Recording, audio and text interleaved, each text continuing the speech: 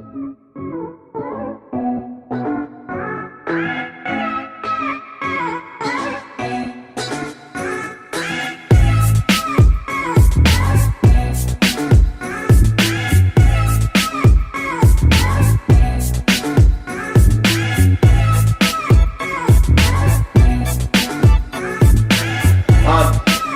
got muscle ups, or actually the path to some of these big skills that a lot of us are seeking out: muscle ups, handstand push-ups, and kind of a layout, a template for one, the prerequisites for getting it, but also if you are desiring to get it, a guideline for getting you there much faster than just going for it, and safer.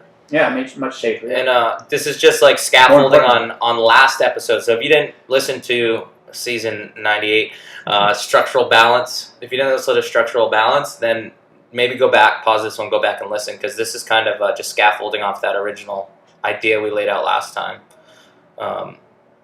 In a way, right? Yeah, of course, yeah. Building absolutely on those same motifs that we brought up last episode. If we don't check the boxes in the structural balance for, push and pull and things like that, then we don't want to be getting ahead of ourselves on learning a muscle up, because that's just not a thing that we're ready for yet.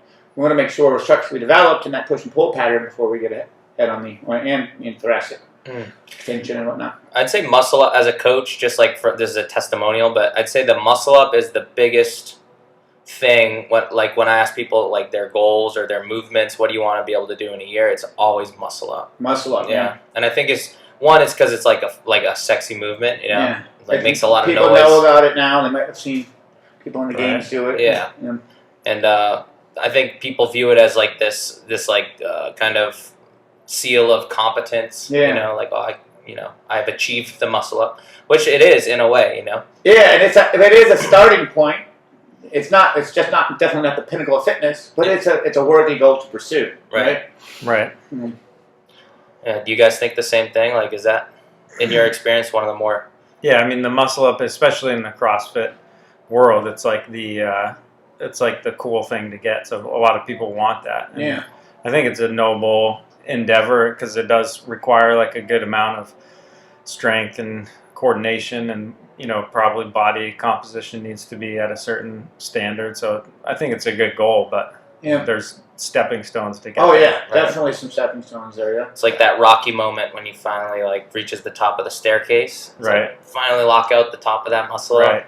And it does, I remember that first time of getting it, and you do feel like you're kind of like king of the world, Yeah. Like it's a good feeling. Look at all those peasants down on the ground, running around like ants. The one thing I do think about sometimes is when people talk about they want to get their muscle up. Like one of the first questions I ask is, "What about your strict pull-up? Like what are we working with?" And often they're getting ahead of themselves. Their strict pull-up, maybe they have a few, but they're not quite accomplished in a strict pull-up yet. And that's going to severely hinder your capacity to do a muscle up. So I think before we get into the muscle ups, we have to put a lot of focus on developing strict pull-ups, but also just having an understanding of what your mobility restriction may be. You can go through some mobility tests, like a scratch test, and a global extension for thoracic extension, and for thoracic rotation as well. And then once those boxes are checked, if they're not checked, then we have some work to do with mobility. If they are checked, then we have some work to do with developing along the strength continuum to get there, right? And fundamentally, you think the muscle up, you break it down into the pull up and the dip, right? So it's like those two patterns, right? If you're lacking in either one, that's kind of your baseline of entry. Yeah.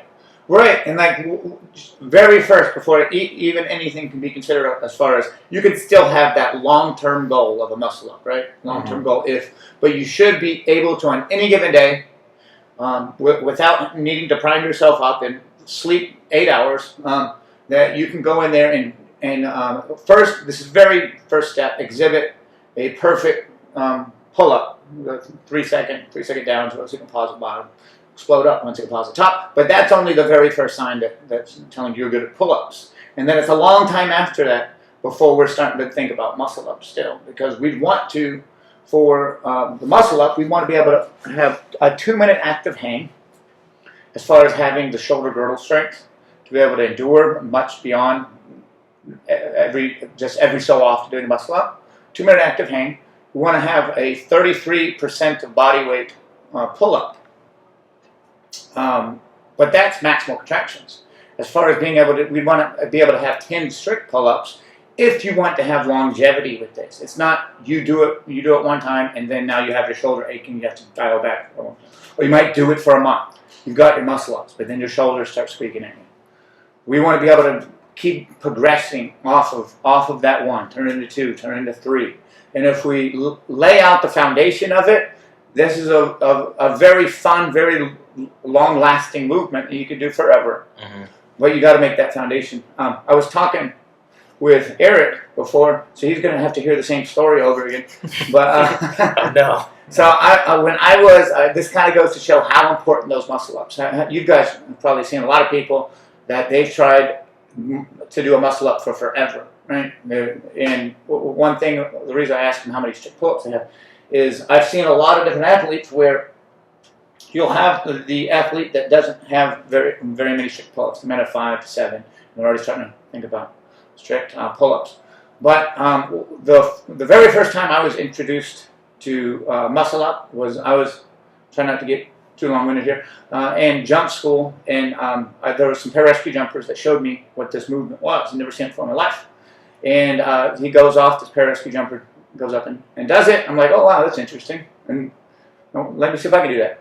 But I had a lot of strict pull-ups, had a lot of strict dips.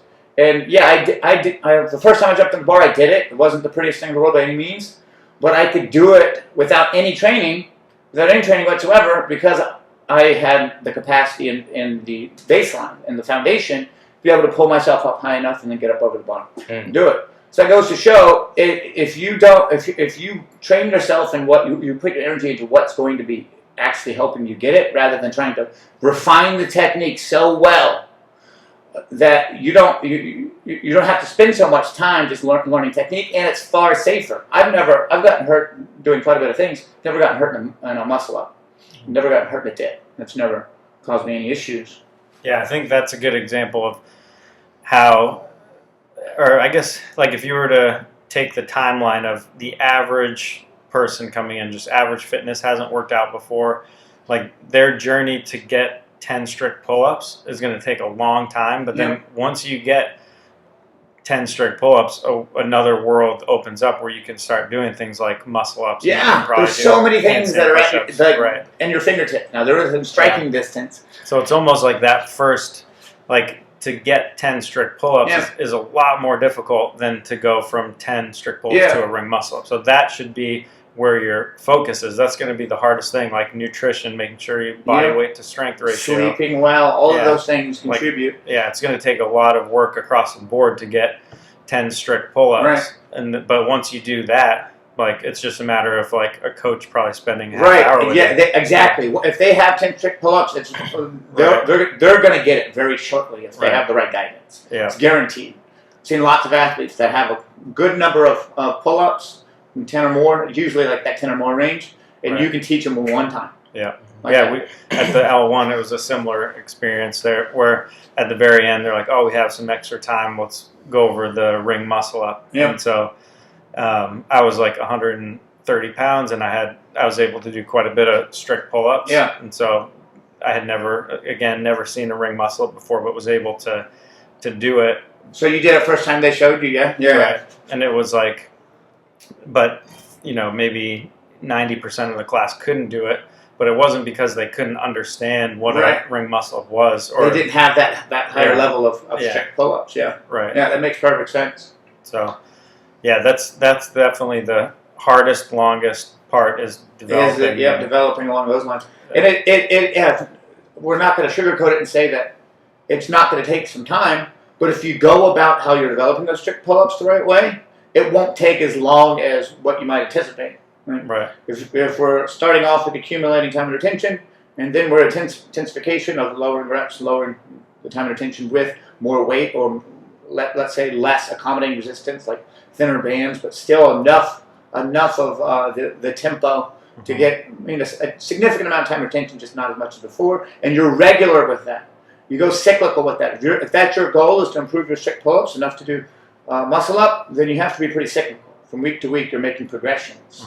And I think that's an important point for people who have a specific goal. Is yes, the CrossFit methodology is going to hit variance, and you're in the programming, you're going to see things all the time that are going to challenge you and like a wide range. But you might not do strict pull-ups, in 2 weeks. Like there might be a 2 week span where you don't do a strict pull-up because it's not programmed. So if you have that specific goal, you kind of do need that. You do need that more personalized approach to like, hey, even if you do, I'm not saying you can't do classes, but stay after and work, 3 days a week on those 10 minutes of, the progression of the pull-up, the progression of the dip. You can't just expect, I'm coming to class, it's just going to happen for me. Right. At some point, you got to get a little specific with that goal you're trying to work towards. Right. But this kind of involves more work on the individual. But if they're finding out what level they're at, we'll call it training age in reference to a pull-up first, then they can know how to modify the workouts themselves in order to get the best dose response. So they know that they can recognize and they can be realistic with saying, okay, I'm a beginner when it comes to this pulling pattern, so I need to have more higher time retention. And then I'm a intermediate, so now they're starting to develop. They have a few strict pull-ups. Then they know, okay, I can start intensification. But you have to, one, know where you're at in the first place, and also be honest about yourself where you're at. Yeah, I think, and the timeline too, like that also depends on how much work you're going to put into it. Because you could, 100%, someone could come in 100 pounds overweight, and I think within, I don't know, I mean, if they're like, in between or under 35 years old, 100 pounds overweight, like you could get a ring muscle up probably within a year if you did everything right. Yeah. Or maybe even 9 months, because we've had someone here lose 100 pounds in 9 months, and it's like, but it comes down to eating perfectly, following like probably a progression outside of class, and doing all those things. So for a lot of people, it might seem like, overweight and I can't do a strict pull-up. This is just impossible for me. But it's actually like if you work super hard and were dedicated, you can accomplish quite a bit in a year. Oh yeah, the consistency is where all the magic happens. Yeah. And I think it's like worthy to say, like, even if you're somebody like that it doesn't seem realistic for me right now, you can still set that like strict ring muscle up as your guiding star. And like all the things are going to have to fall into place: nutrition, sleep, your strength building base, all the things are going to have to fall into place for that long-term goal to take place. So it is like a worthy kind of like organizing principle or movement to attain, right? It does have that factor to it. When you're eating that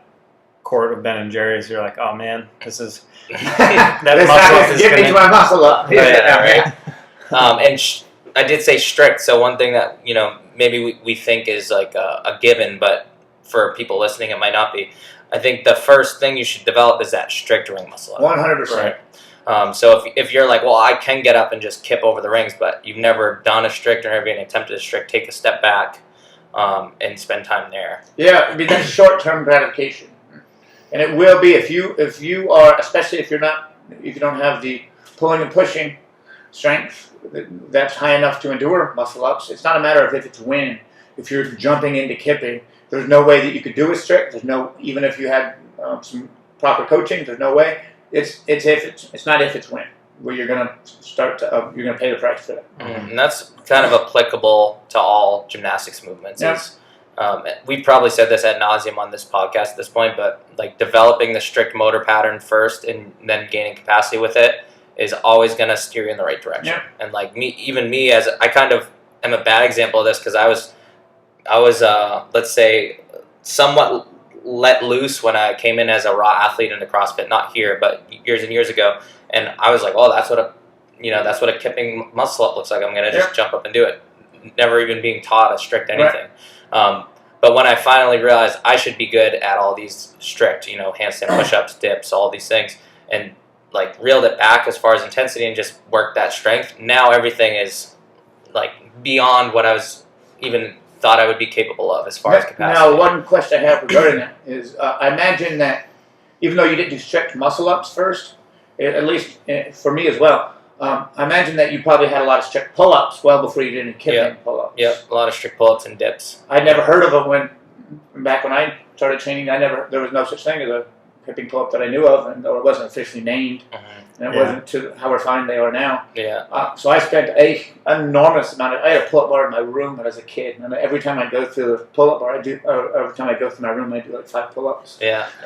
Yeah, I remember doing the gymnastics course with Jeff Tucker, and he was like, "Yeah, you've seen some new athletes doing like almost a kipping muscle up where they don't use a false grip," and we're like, "Oh wow, that's crazy." Revolutionary. Right. It's cutting edge technology here. Yeah. Yeah. That's awesome. Yeah. That's how you know you're an OG. Have you guys ever been hurt with a muscle up? No. No. Yeah. No, me neither. Like I said, I've been hurt by quite a few things. But that's the one thing that I know that I spent a long time developing the strict. Yeah. Right. Yeah. So I followed inadvertently at that time. Followed the proper path towards it. Same. Yeah. Same. We did for football, obviously, a lot of weighted pull up and weighted dip and pressing and pulling of all different types. So but like when I did take a step back and was like, I need to get really good at the strict version of all these movements that I just saw people doing in the gym. My capacity to do the kipping versions of them was like 100 times over. Right. Yeah. And it just pays dividends. Yeah. Kipping muscle ups won't help your strict muscle up, but strict muscle ups 100%. Yeah. kipping. Yeah. Put in any gymnastics movement into that sentence, and it's viable. Right. Yeah. I think so. If we go back to like the building blocks, kind of that we mentioned on the last episode, it started with the foundation and motor pattern. That's kind of like the foundation is like the metaphor for that. And I think even a ring row in a hollow position and making sure you're engaging the lats in a proper way, like that's where it all starts. So I would say, like if you haven't played around with that yet, then I would start there. I mean, do you think there's even a step before that, or where would you start someone? As far as brand new, never met them before. Came in, they were brand new, never worked out, and they said, I want to have a muscle up someday. Well, what I would start them off with first is mobility assessments to see how far, because if they're in a place where that might be a liability for them, I would say that's fine, let's work towards that, but let's get your mobility up so we're not risking injury for you. Mm-hmm. And one of the ways that I'll do that is through a scratch test. So one hand up, one hand down, kind of like an archer position in yoga. Yeah, touching in between your shoulder blades. Yep, and then also I'll do a global extension to make sure they have adequate enough global extension and thoracic extension or thoracic rotation.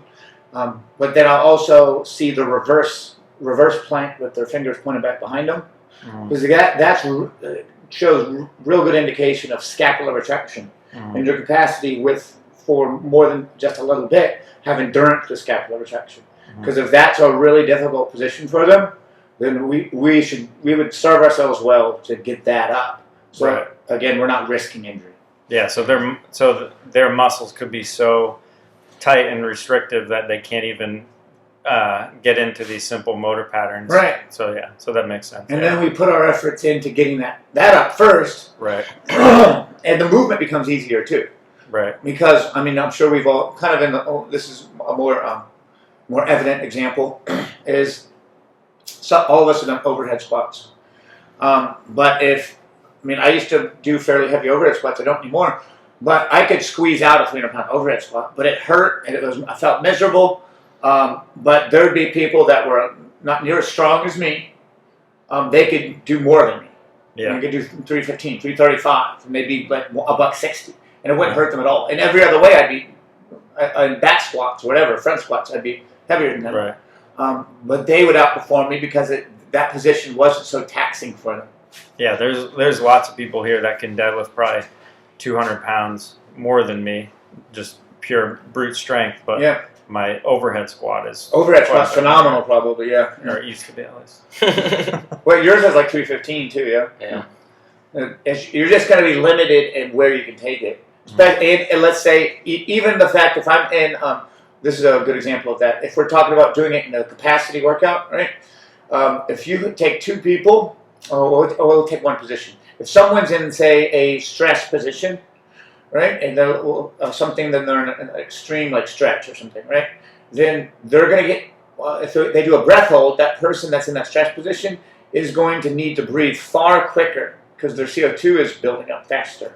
Mm-hmm. So same thing for if we're in an extreme position over and over and over again with something like a muscle up. They're going to get winded far quicker because that stress position for them, that extreme position is more tiresome, literally more tiresome.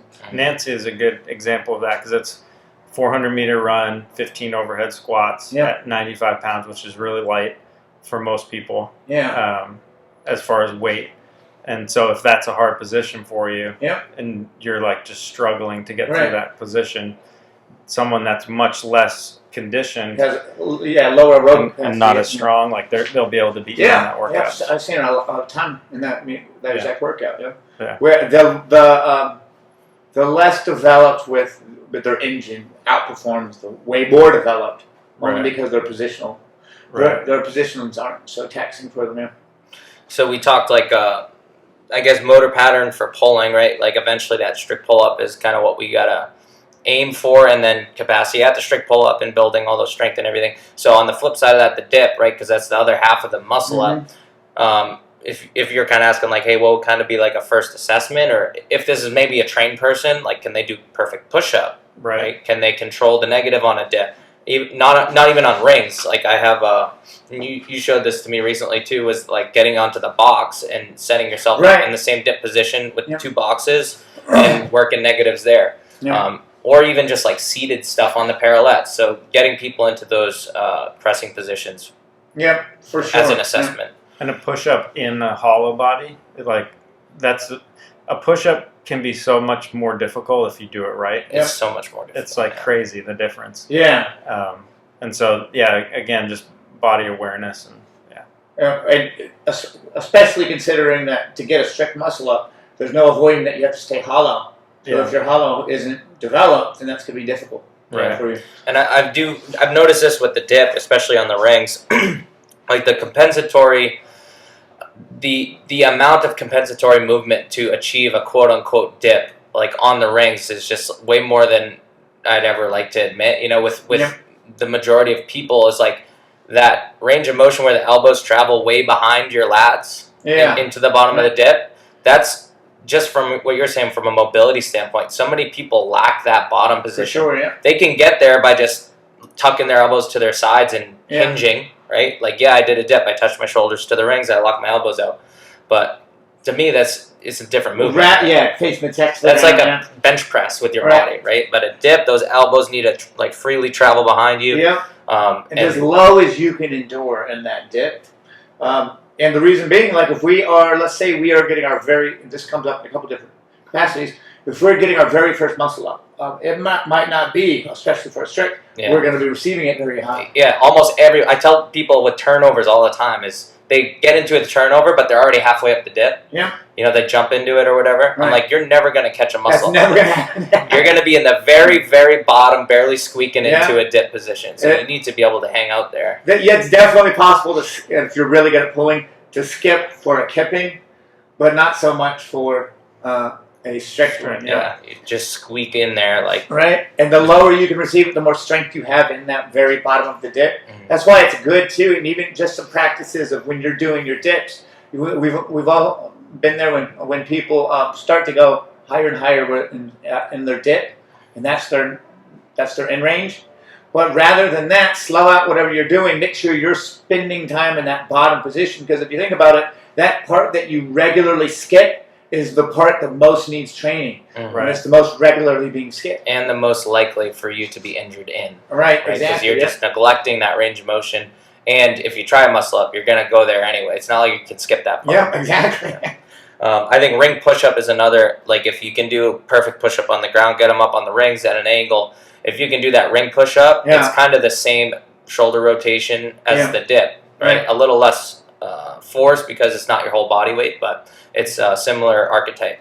Yeah, for dips, one of the boxes you want to make sure you check, because like we were talking about earlier, is make sure that you can do quite a bit of strict push-ups before we start getting too crazy into dips. And kind of some like basic, beyond the mobility assessments, basic strength requirements. So you can look at is, like I said, that 2-minute active hang, and on a pull-up bar or even on rings, the 33% body weight of a pull-up would be a good box to check. 10 strict pull-ups and 10 strict dips. But before you can get 10 strict dips, you'd want to be able to have 10 strict push-ups.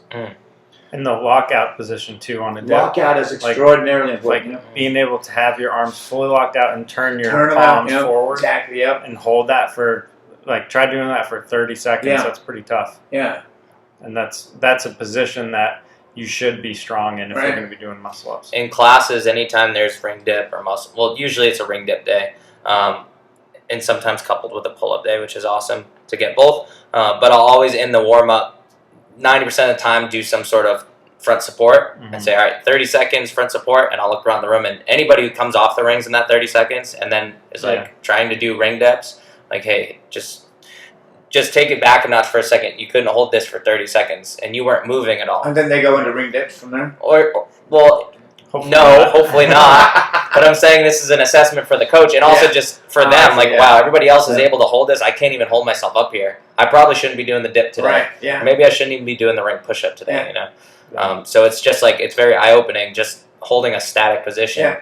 And those static positions, like the top and bottom of a dip and top and bottom of a push-up, that's kind of where you want to get started with developing your push-up. And developing your dip and developing your pull-up is train to make sure you've got enough scapular retraction at the top of a pull-up.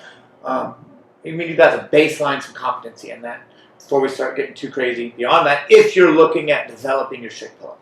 Yeah, that's probably an area of CrossFit training as a whole that is, so like me, for example, I've been doing pretty much just CrossFit for 15 years. And those isometric movements are really difficult for me because I don't train them, and there is benefit to those. So I'd say that there's another maybe hole that can be a good supplement to CrossFit training. Is just isometric for sure. stuff.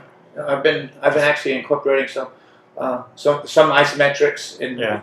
It's hard because it's those things like you. I've neglected it for a long time. So it's not something I'm good at, but it's so uncomfortable. I'm kind of leaning into this. Is new. I like developing it because that's something where I can see a lot of progress, and I am seeing a lot of progress.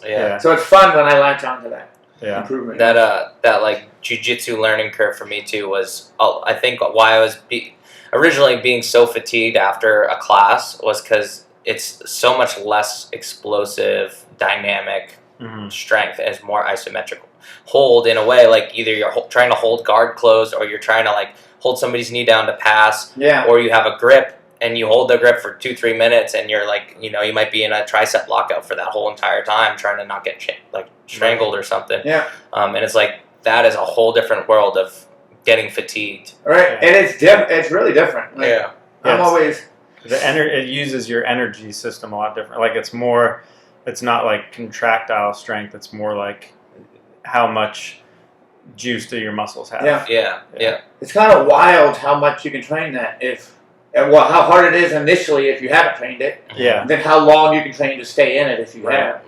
What's the world record? As simple as a plank hold. Like I actually suck at planks really good. I kind of do too. That's another thing. I mix those into warm-ups like almost once a week, and I see like people who are really fit barely making a minute plank. I'm like, hey guys, this is an issue. Right. This is a serious issue. And what's the you guys know the world record? It's like 8 hours in a plank. I think some woman just did it. Oh, it was a woman. I remember before it was an expert. I want to say it was like, I think she did like 20 hours. 20 hours, good God. That doesn't surprise me. Because I was wondering like, how is she going to the bathroom? I think women have kind of a more of an inclination to hold static.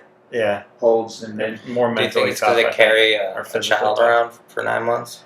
Yeah, and that D-ball carry. I don't know. Static hold. I've seen a lot of women do really well in static positions. I'm sure. I have a new respect for women after having a wife that had kids. Like man, I think it is. They're more physically tough. Which there's a difference between physically tough and mentally tough, but they can endure more physical. Their pain threshold is higher when they need it to activate, right? So those static holds, I think they're just natural at that because they're physically tougher. And mental endurance. Man, I've got quite a few tattoos, and my tattoo artist says it's not the women that usually complain. Yeah, I believe it. It's a lot of times. It's the the guys, dudes that are complaining about how bad it hurts. Yeah. I believe it. I'm not surprised either. They take it. They might go in there more nervous, but then they take it like champs. From Yeah. what he says. All right. So what about bar muscle up versus ring muscle up? So this is, for me, somewhat contentious because like a strict bar muscle up, in my opinion, is a lot more difficult to attain than a strict ring muscle up. If you're at the same level, everything else is like zeroed out as far as variables. That is an outlier, isn't it? It's kind of an outlier. So it's like if you want to learn the muscle up, learn a strict ring muscle up, and you'll probably be able to do a bar muscle up. Yeah. Right. But it's not necessarily like if you learn how to do kipping bar muscle ups, you're not gonna be able to jump up on the rings and do a strict ring muscle up. Your grip. It's not necessarily the movement harder. It's the grip is harder on strict bar muscle ups. And there's an object to traverse. Yeah. Right. You know, you have to move about the bar. Where like the rings, you have a little bit of leeway as far as like how you get over them and stuff. Right. That like path of travel isn't inhibited. Yeah. And you can manipulate the rings as they move, but yeah, you can come through it more rather Right. than go around. going around it. Yeah. But there's still the principle of like you should have strict chest to bar pull ups. Yeah. Those prerequisites should be met first. Right. Yeah. You know, and you'll then that how you know you have the development to be able to do those too. Yeah. I do see a lot of people actually get bar muscle ups first though. Before strict. Yeah, like they check all the boxes of strength and stuff. And they can do a bunch of pull-ups and dips. The they can kip into a bar muscle up right pretty easily. The kipping bar muscle up is beyond shadow doubt easier. Yeah, way easier. Yeah, I mean, I could when I was pretty good at muscle ups, I could do a lot more bar muscle ups than I could ring muscle, and those were my wheelhouse. I could do way more bar muscle ups, like probably 5 more. Yeah, once you like dial in that kip on the bar, it's almost just as easy as a pull-up is. Yeah. Yeah, it's usually my like heart rate that limits me on bar muscle ups. Like I'll get to a point where I'm like gasping for air, but I'm not necessarily gonna fail the rep. It's you more don't get muscular fatigue where right. Yeah, it's that or the hands. Yeah. Getting Rip frictioned apart, up. Yeah. That's like I've never ripped on ring muscle ups, but more times than I can count on. Oh yeah, that's the only bar thing my muscle hands rip on nowadays. It's the only thing I own grips for. Is for the ring. High volume bar muscle up. Yeah. Yeah. Have you done a strict bar muscle up? Yeah. You haven't, yeah. Sarah's done one, but I haven't. You haven't done Sarah, I think there's only been maybe 3 people in the gym that have been able to do that. I get those very crampy I've done forearms. Yeah. You put You that claw put it over. over the top, yeah. I mean, I don't know if I can do them now. Not to get off topic with developing for We're gonna go try this after the podcast. But I've never been able to do a full single arm pull, like a real one, not using 2 arms. Like that. So that's kind of what I'm going after to get next. yeah. That's pretty badass. There was a period of time during the COVID shutdown where I was working single arm L sits on the rings. Single arm L sits? Yeah. How What? did you do that? Oh, between your legs? No, like I'd get into a I hanging see. L sit. No, not on the rings. Under the rings. L sit hangs. Yeah. Yeah. What? That'd be It's amazing. insane. Cirque du Soleil here. It's like I'm riding an invisible bull. To find, Let's find physics here. I know you can do it between your legs. Let me but- retract that statement. Hanging L sit. Yeah, that'd be intense. Yeah. Did you get one? Yeah. I You do how a long did you decently hold? long That's hold, pretty- like 15 to 20 seconds. And then the other side. Yeah, But I don't know if I've you ever do done 15, 20 seconds on there. Oh wow. I don't know if I've ever done the one-handed pull-up either. Yeah. Can you do? So I suppose you can probably do a one armed toes to bar. Have you tried that? Never tried that. Yeah. No. What about is a chin up easier than a overhand grip? I for think the a one chin arm? up's supposed to be easier. Would you start with that? I mean, yeah. I mean, that's one way to Yeah. go with it, but I think it would be more just the accessories to that. Wouldn't matter how many. Yeah. I'm sure you could go along with bands too. Start training the Right. pathways towards doing that with a band, but there's a bunch of the accessories you probably want to focus on rather. And eccentric work, Mhm. like I could probably go up there and then lower myself down, and Yeah. that would start getting me closer towards it. But that's what goes along with a lot of different things. So. Speaking of chin up, why, in your guys' opinion, I've always wondered this, why is there never chin ups in traditional CrossFit programs and always pull-ups. Like I do think the overhand grip is superior, but it's neglected. Like any pronation, any supination, like ring row, chin up, that type of stuff is very even on a rower, on a bike. I've seen it programmed a lot with strength work. Yeah. But not so much in conditioning. Yeah. But I also think it probably has to do with, because this is more transferable over to other things. Yeah. So you can go up, you can climb yourself on top of things like that. Right. I mean, you could, like if you were trying to climb up on a tree bench, you could bring your feet up this way. Yeah. But it's also because it's likely this gets cheated. More bicep. Right. People tend to go here more so than even a pronated pull-up. Yeah. Than they do there. Right. I do think, like I said, the pronation or the overhand is more of a beneficial movement to build on, but shows up more in life. Yes. You know? Right. But the chin-ups still, it's a good thing. Yeah. I mean, I'm a big fan of chin-ups. Yeah. Maybe not as much as pull-ups, but I still do them. And well, at least even like speaking to the ring muscle up, like a strict ring muscle up is more like a chin-up than it is a pull-up. Yeah, there's an argument to be made for that, yeah. Because you have to supinate the wrist, and you're almost more in that bicep curl. It's kind of got a good mix of both there. Yeah, the start is pronation, right, and then you pull it to. I think just hanging in a underhand grip is like I've been doing that recently, and it's just if you can hang like that and lock out your shoulder, that's like an awesome stretch for a lot of people, and your forearm and stuff. So I think there's benefit to that, even just in a stretch position. I've been doing that. Yeah, for sure. I know I feel more tested in my mobility with the chin-up than I do. Yeah, me too. With a pull-up, for sure. But that's a good point, actually, with it being the chin-up perhaps being closer to a ring muscle up. At the top, it definitely is. Yeah. One of the things I have people do we'll do turnover drills, but also have them do a strict chest to ring chin-up. So they start with that external rotation, but then it's a chin-up motion, but touch the lower rib. Or even like maybe more of a sort of vertical ring row. Yeah. Yep.